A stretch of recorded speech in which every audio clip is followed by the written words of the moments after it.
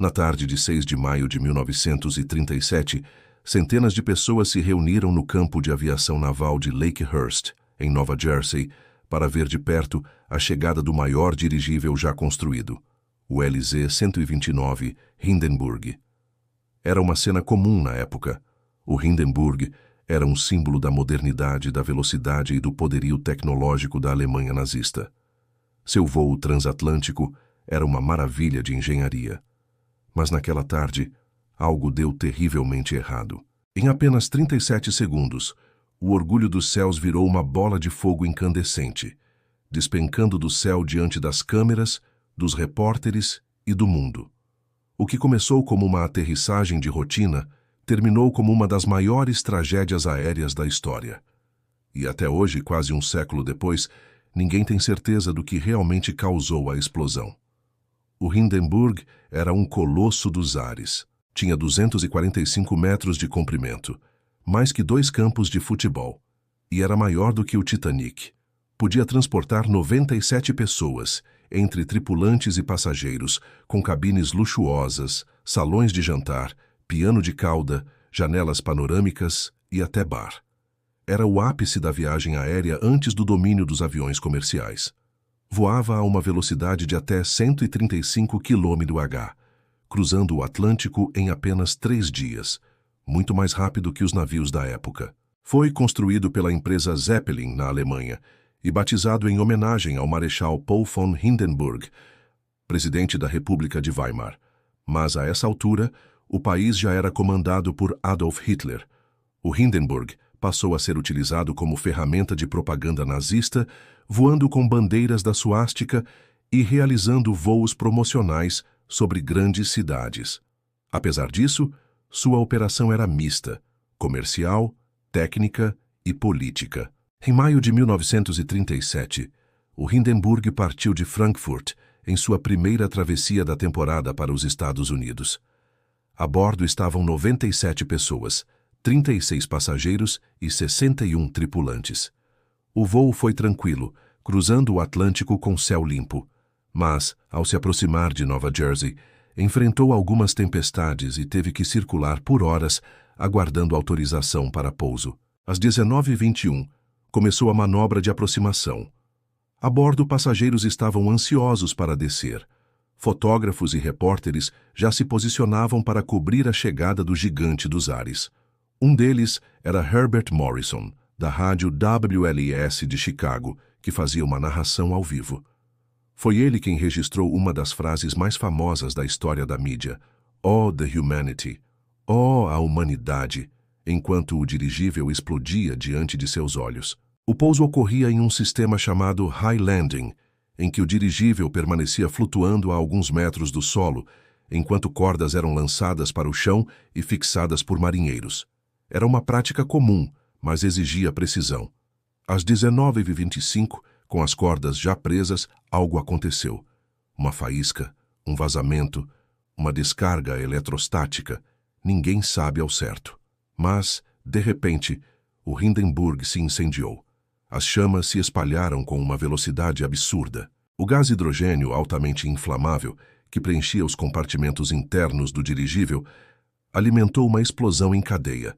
Em segundos, o casco de alumínio e tecido foi engolido pelo fogo. O dirigível caiu como um gigante ferido. Muitos tentaram escapar, pulando das janelas ou correndo em meio às chamas. Outros não tiveram chance. Ao final, 35 pessoas morreram, 13 passageiros, 22 tripulantes e um trabalhador em terra. O mais impressionante, 62 pessoas sobreviveram. Mas o trauma foi profundo. O desastre do Hindenburg foi o primeiro grande acidente aéreo registrado ao vivo, com câmeras, gravações e testemunhas.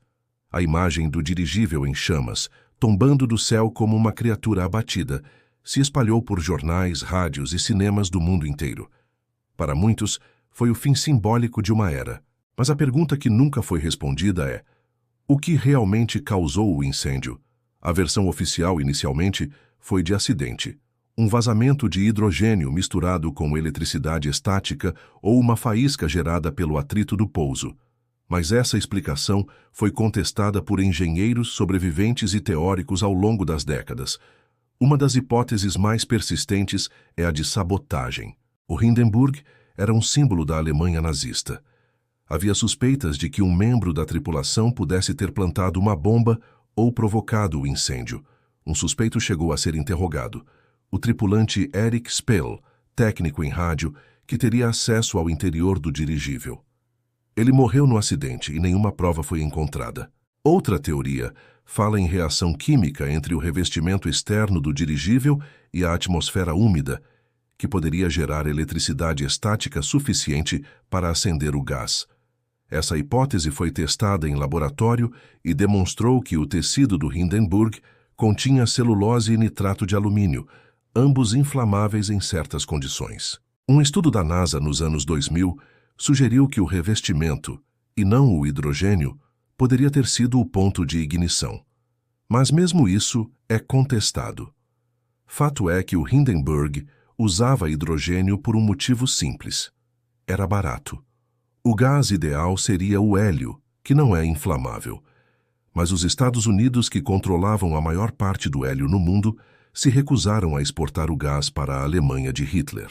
Com isso, o Zeppelin teve que usar hidrogênio, mesmo ciente dos riscos. Após a tragédia, os voos comerciais com dirigíveis foram praticamente abandonados.